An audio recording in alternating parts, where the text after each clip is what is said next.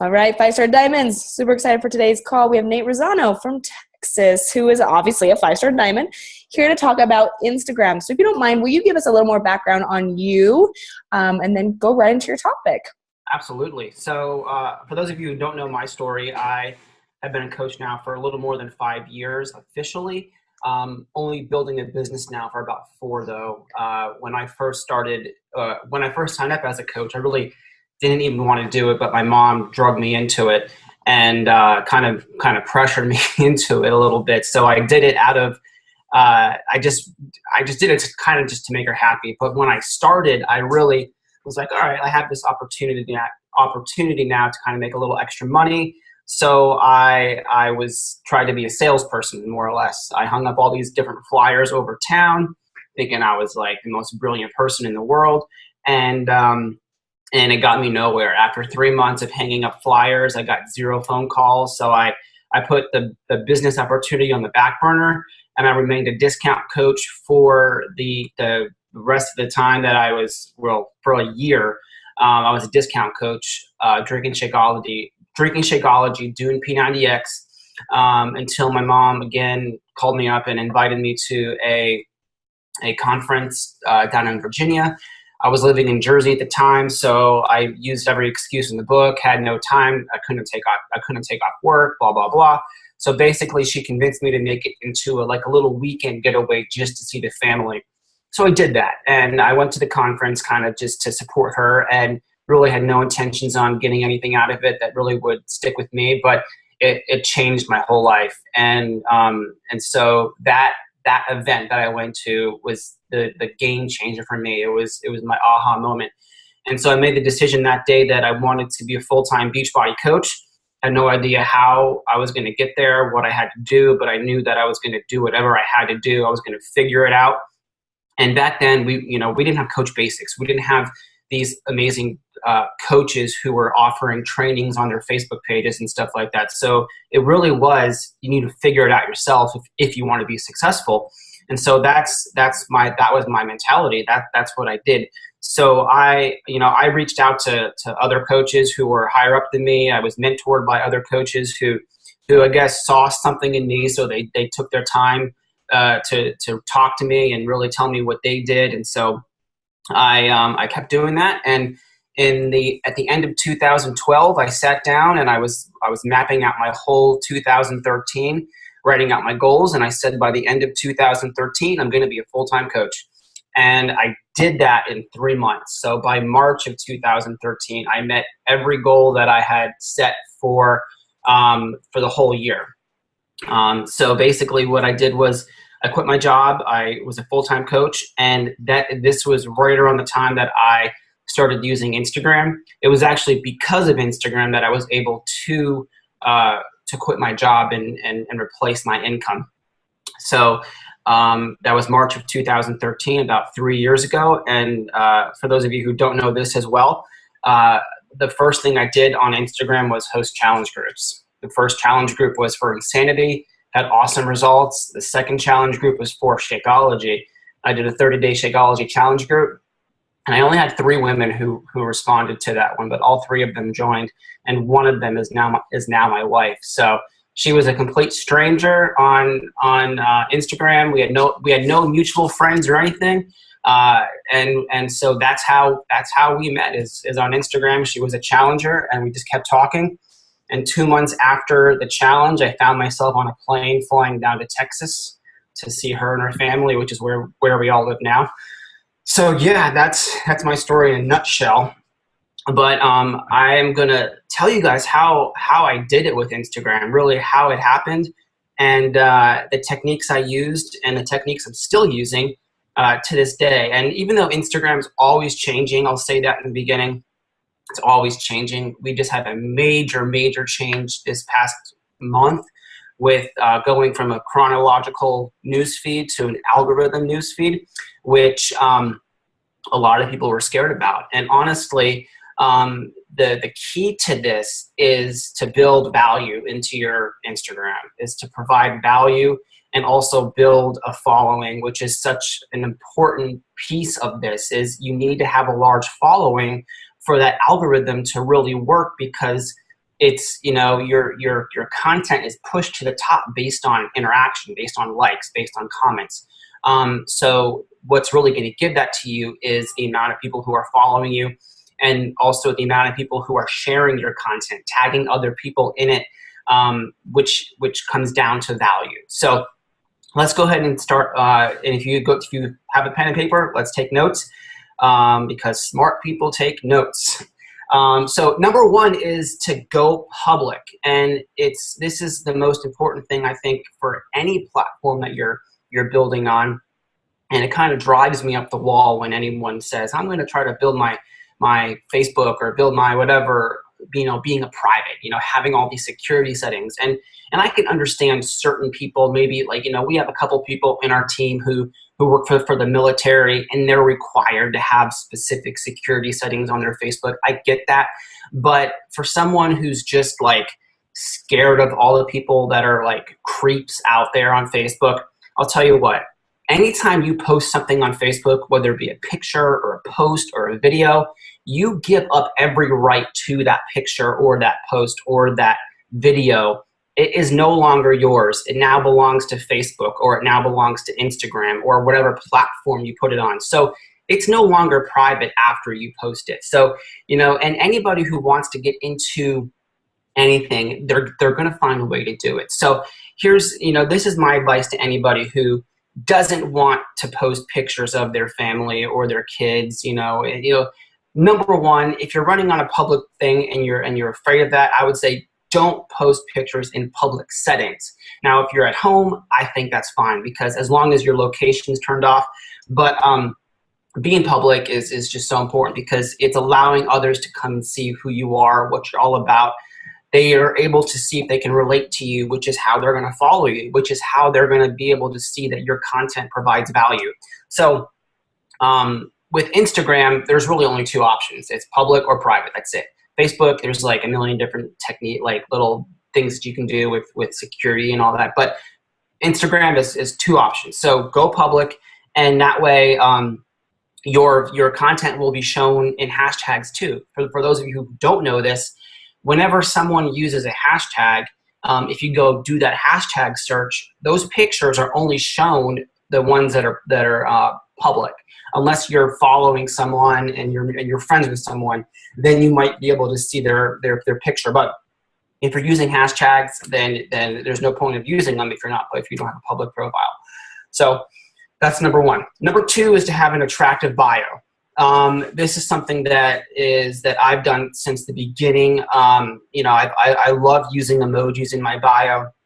And a little tip, if you want to make different lines in your bio, if you see other profiles have different lines, the only way to do that is to type out your bio in a notepad or Microsoft Word or somewhere else, and copy and paste it and then put it into your bio.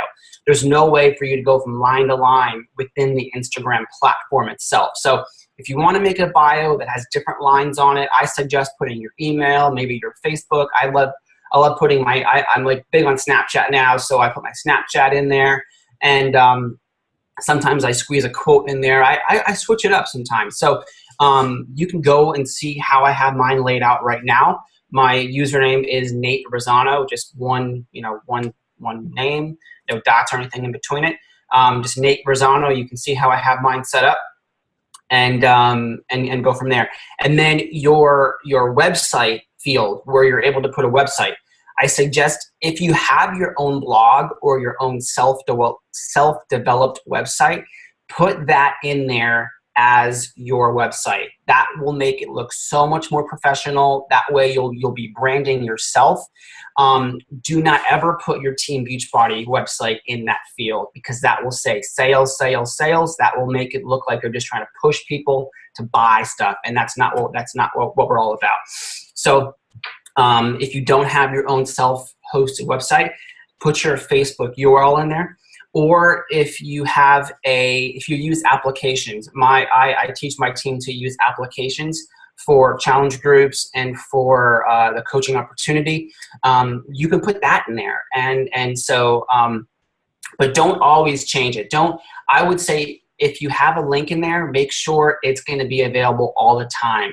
and I learned this from Shalene Johnson just recently too, is don't put call to action links in there that are temporary, because and don't always change them up, because if people are going to scroll through your Facebook, your Instagram feed, and they go down maybe to like a post you made 6 weeks ago, and you have in the description, click the link in my bio, but the link's changed, you don't want that. So you want to make sure that the link you use is one that can be used all the time and is not going straight to your Team Beachbody website. So the way mine's set up right now is I have NateRazzano.com, but my website is under development. So right now I have that redirected to my Facebook. So if you click on it, it just goes to my Facebook page. So that's a good thing to do too. All right. Number 3 is your target market, your content, who you are targeting to. So this is very important for us. We should all know who our target market is and stick to that when we're trying to find people on Instagram.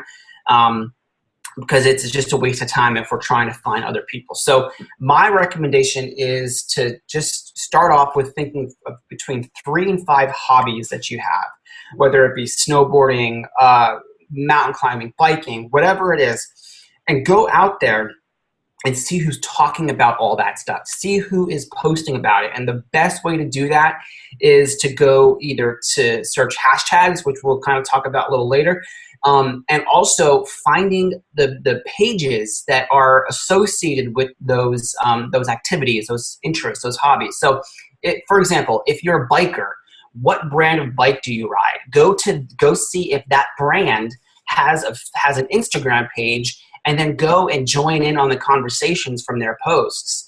Go to their followers and go and start following their followers. Go start interacting with their followers on their pictures. And that's going to be able, because then people are going to say, okay, who's this person? Who's this random person who's commenting on my photo? They're going to go back into your page most likely and see that you have the same interests as they have. And then they're going to start interacting with you and hopefully follow you as well. So that's why it's so vital and so crucial to stick to your hobbies, your interests, the stuff that you're posting about as well. All right. Number 4 is gaining a following. And there's 2 methods to this that I've used. And one is a major method. I use it very often. But the first method is called the follow-unfollow method. And it's very funny because for the longest time, for 2.5 3 years, I was the only one that I've heard train on this method of gaining a following. And so I was like, I've listened to several other Instagram trainings and no one else was using this technique.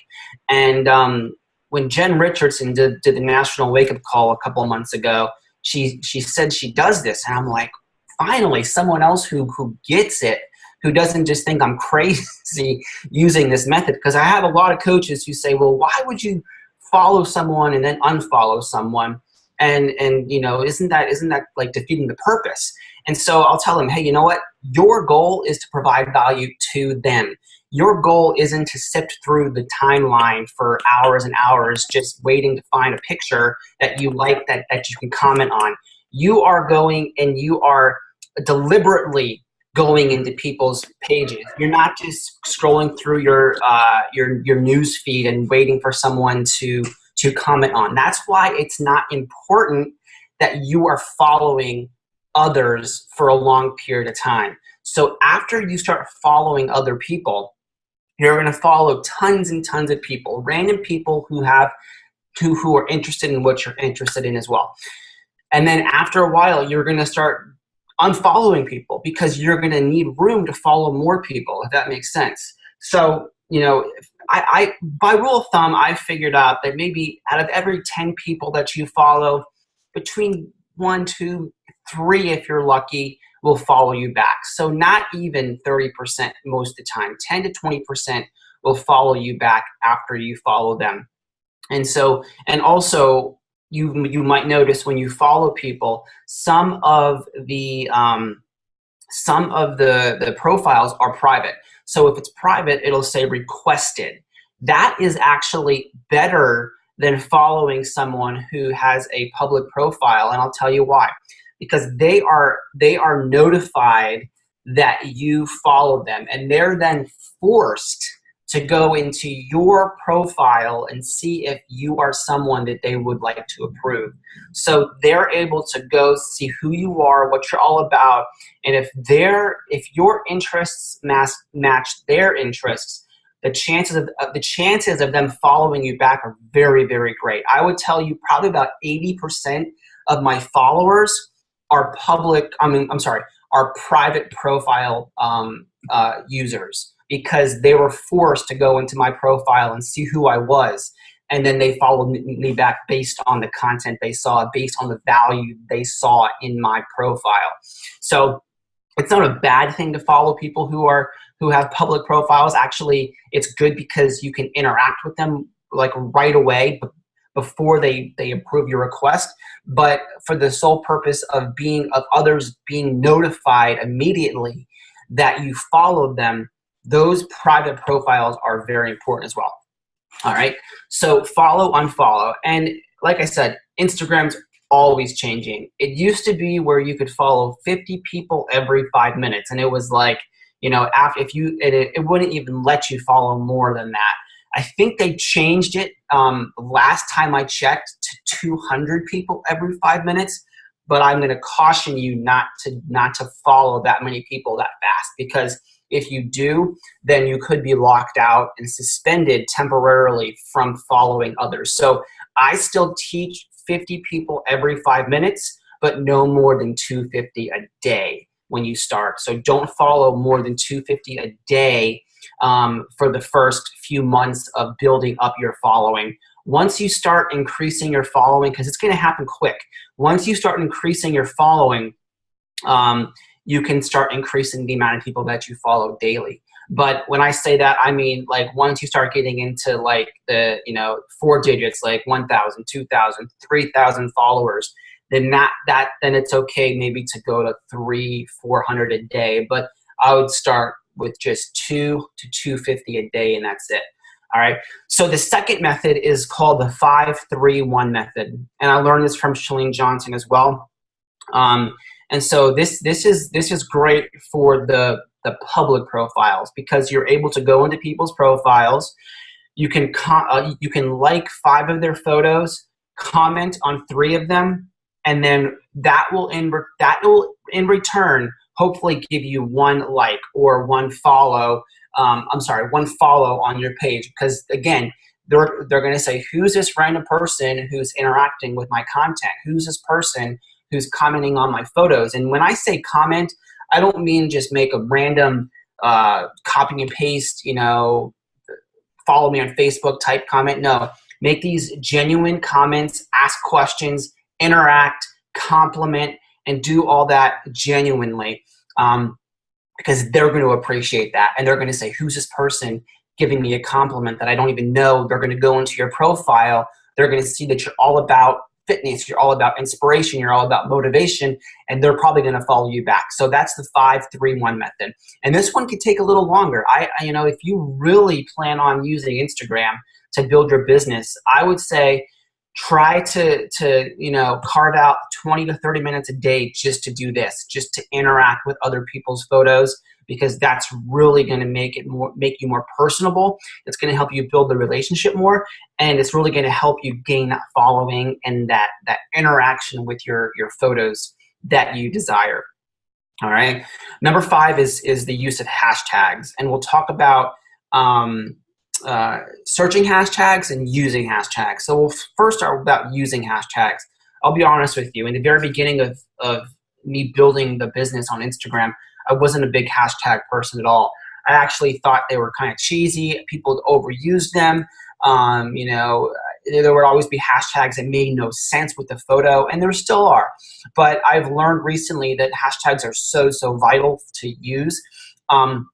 The most hashtags that you can use is 30 in one photo or in one comment. I rarely use the maximum amount. I just think that it just looks so clustered and it's hard for you to be able to read all of them. I recommend 6 to 8 hashtags per photo. And I got that from Gary Vaynerchuk. He taught, in a training I did, 6 to 8 hashtags per photo.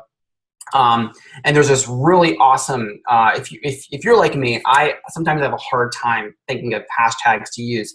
If you're like me, there's a great app called Grama. That's Grama. And it'll help you find hashtags. So you can input one word. For example, if you input inspiration, it'll give you like 100 other options that you can use that are most commonly used with that hashtag. So then you just click on all the ones you want to use, and then you click copy, and then you can go back into your Instagram app and paste it into your caption, or paste it into your comments. And so this is a question I get a lot. Isn't it more important to put the hashtags in the comment section? And I'll tell you, it used to be more important, because you used to be able to delete the cluster of hashtags and then wait a couple hours and then repost it again, and it would bump your photo back up to the top. That doesn't happen anymore. Photos and videos are now posted in real time, and they will always stay at the very time that they were posted. So deleting hashtags and reposting hashtags does nothing anymore. So whether they're in the caption or whether they're in the comments, honestly, to me, does not make a difference. The only difference it would make is if you're using the share feature within Instagram to share your photos over to Facebook or Twitter or wherever else, because I like to make different captions. Like, I feel like when you're making photos, when you're making posts on Facebook, it deserves a more thought out caption than it does for Instagram. So I don't really usually share photos. I post everything straight from each platform. So for me, it doesn't matter if I put my captions in my hashtags in the captions or in the comments. So that's using hashtags. So searching hashtags is, honestly, I feel, the most amazing tool we have in all of social media combined. Better than anything that we can do on Facebook. Being that it's free. When you're paying thousands of dollars for your like page, it's a different story. But this is a free way for us to find exactly who we want to find.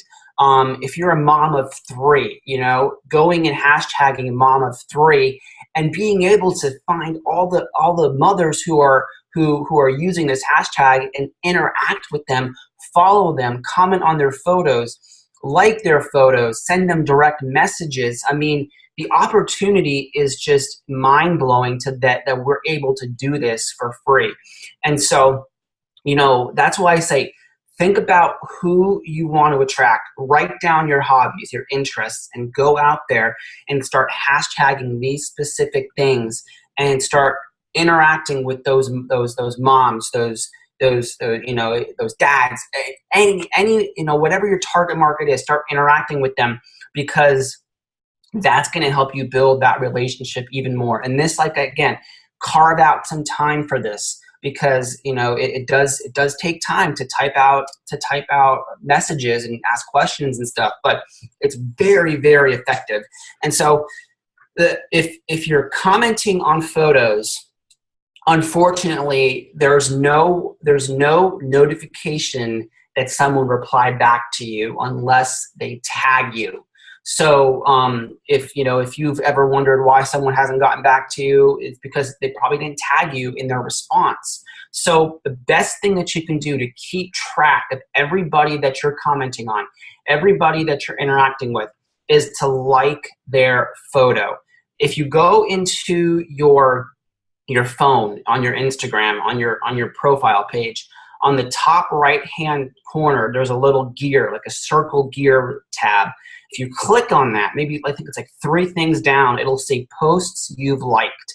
If you go into the posts you've liked section, you can see every single photo, every single video that you've liked. And so I call this bookmarking the photo. And so every time you comment on something or ask a question on someone's photo or give them a compliment, you're going to like the photo as well because you're bookmarking it.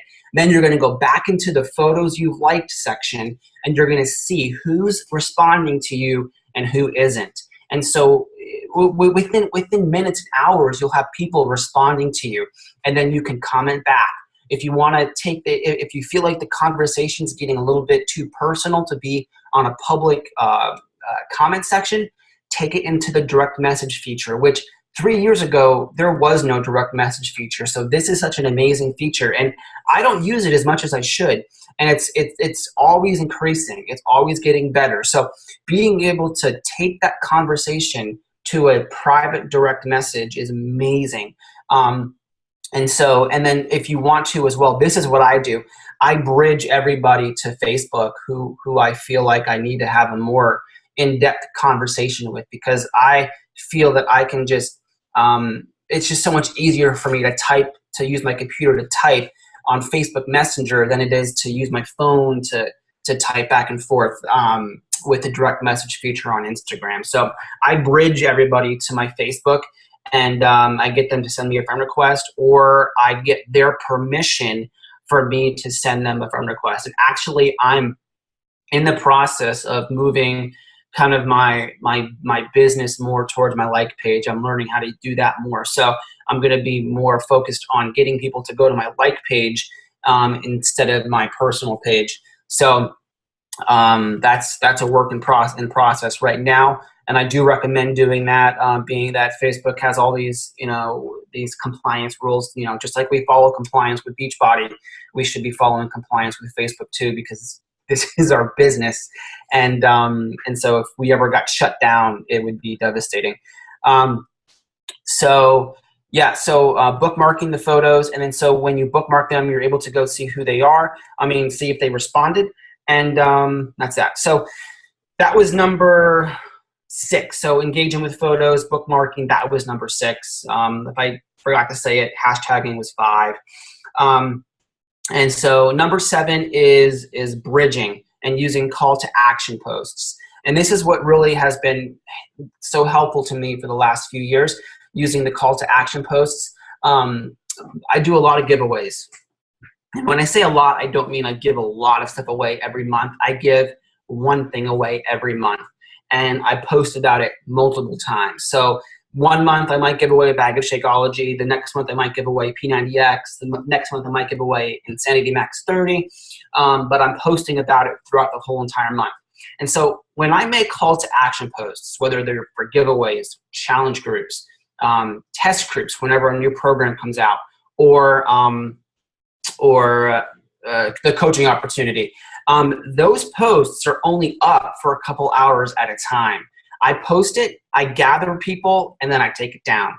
And then a couple days later, I'll post it again, I'll gather people, and then I'll take it down. I don't want my whole feed to be flooded. Excuse me.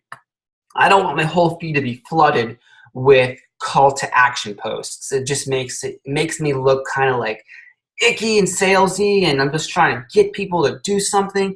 I want there to be, 99.9% value that's provided. And, I like humor, so I post humor. I post motivational content, post about my dogs and stuff like that. So, so I want them to see who I am. I don't want it to be flooded with call to action posts. So that's why I keep my call to action posts up for a couple hours, and then I take them down.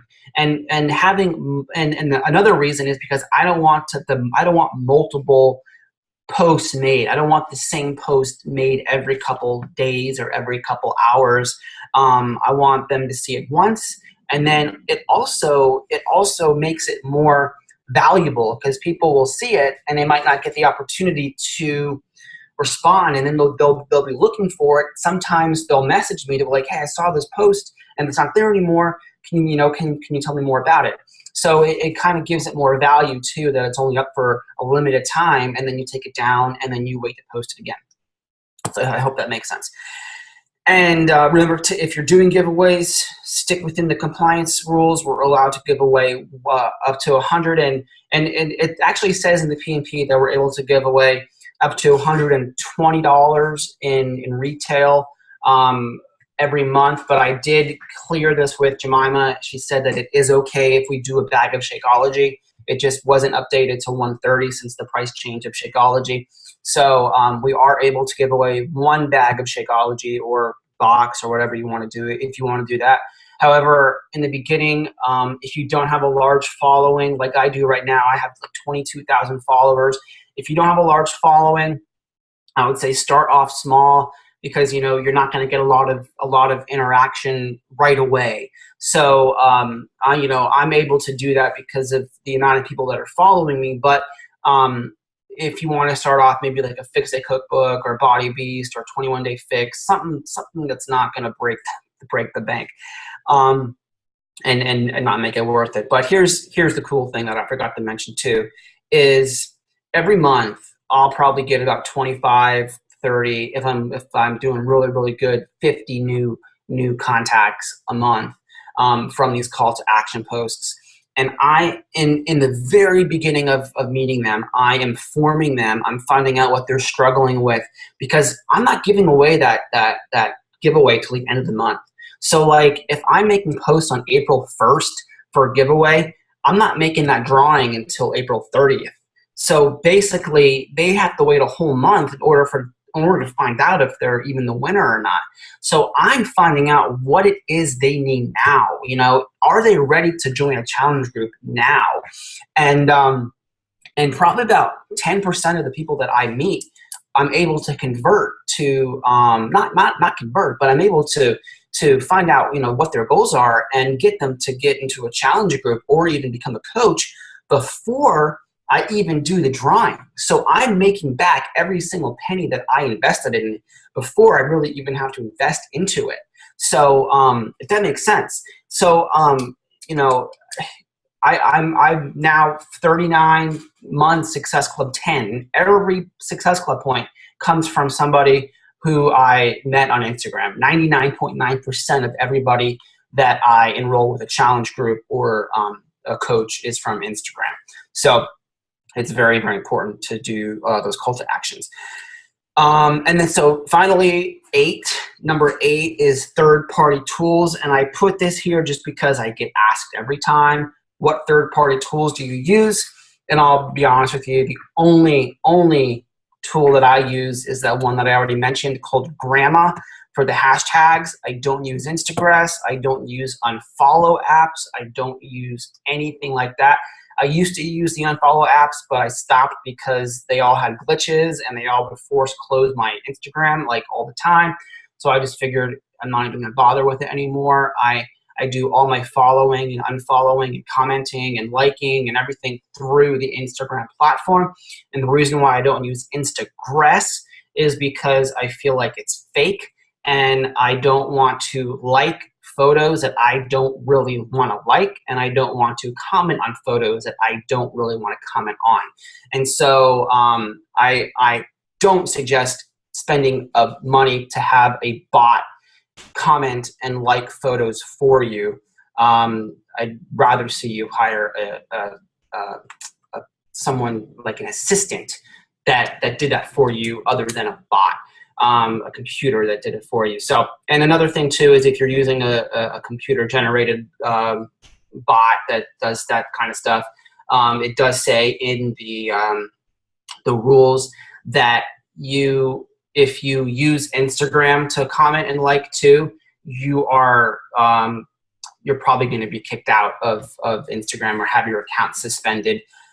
You're basically giving up the right to like photos and comment on photos if you give that to Instagram, if that makes sense. So that's it. If anybody has any questions, I'll be happy to answer them. And we only have about 2 more minutes left before it shuts us down. But once I post a recording as well, you ladies are more than welcome to put your comment there. And then Nate, if you don't mind, just see what the comment is. But do you ladies have any questions? I know that's so much information, but I love it every time you share with me what you do with Instagram. Do you ladies have any questions? I do. How do you bridge between getting them from Instagram to Facebook? Like, how does that happen? Through DM or comments, or how does that work? It's most, I would say 98% is call to action. So my call to action is find me on Facebook and send me a friend request. That's what it is now. Now I'm transitioning into my like page more, so I'm going to change it in the future to find me on Facebook and send me a message, or find me on Facebook and comment on my featured post. However I figure out how I'm going to do that. But right now it's find me on Facebook and send me a friend request, and then I accept it, and then I message them. Perfect. That's easy enough. I don't like the whole DM and blah, blah, blah. That's easier. Yeah. That's awesome. We're literally going to get cut off here, but ladies, do you have any last questions? And if not, I'll post a recording here in 5 minutes, and then you guys are more than welcome to ask more questions. Cool. So I hope you took lots of notes. Nate, thanks so much as always. You're so awesome. My pleasure. Yay. Well, we'll just say goodbye now. I'll post a recording, and then that way we can ask more questions and go from there, okay? All right, guys. Take Thanks care. all. We'll see Bye. you. Pleasure. See you.